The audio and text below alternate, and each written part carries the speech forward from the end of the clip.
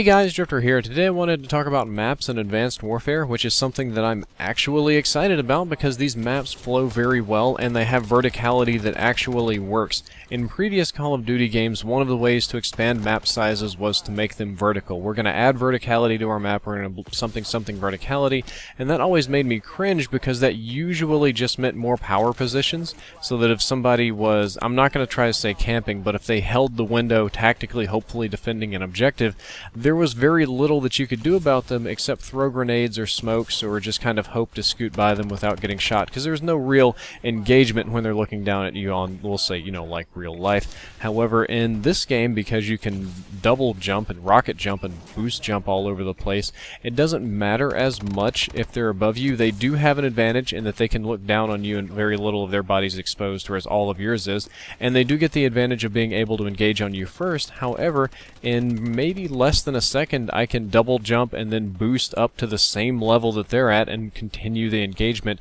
It's not always an instant death. I can kind of go to their level and fight them. We can have a multi-story gunfight, and it works pretty well. On top of that, most of the maps are 3-lane maps, or I think Ascend.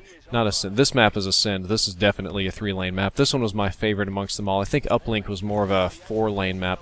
However, most of them are 3. You have, in this one we have a left, a middle, and a right. The right side is the one I'm working on right now. It's the more clustery SMG-oriented one, whereas the middle side is definitely set up for assault rifles, long range. It's very open, very long sight lines, and the left side is really more of a shotgun area. It's close quarters, but a lot of windy corners, so you can kind of boost around and shoot people. However, each side also has a level to it. So the right side over here where I'm fighting it out, I'm actually on the top level. It has a basement sort of skywalk down there that I use later on in this gameplay to run the flag. I don't know if I'll be able to show that or not. I've got embargo times or whatever. The middle level is essentially just flat. My bad, the middle lane is just flat. It's got pretty much one level, and that's maybe if you count those stairs and bridge or whatever, but that's not a big deal.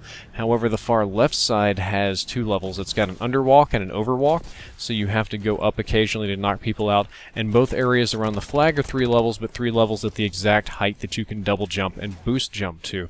So despite all of the verticality and the movement and the craziness, the maps are essentially 3 or 4-lane maps with some consideration for levels, so that you're not kind of like, that was one of the things that people complained about in Black Ops 2, even though they then whined about it not being there in Ghost, is that with the laned maps, if you control a lane, you can really control the choke points and control the game, and it made people really tough to knock out of power positions compared to Ghost, where it was very open, we'll say realistic, complicated maps with tons of flank routes and that sort of stuff.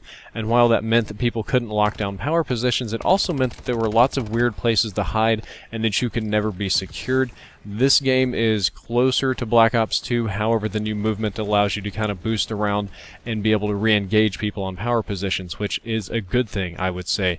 And of all the maps I played, I think I already mentioned it, Ascend here is my favorite one. It's a pretty map. I kind of like the futuristic theme to it.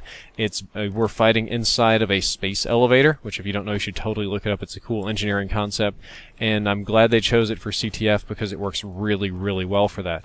That's all for this video. I hope you enjoyed it. I hope you learned something useful, and if you did, don't forget to like, favorite, and subscribe. Drifter out.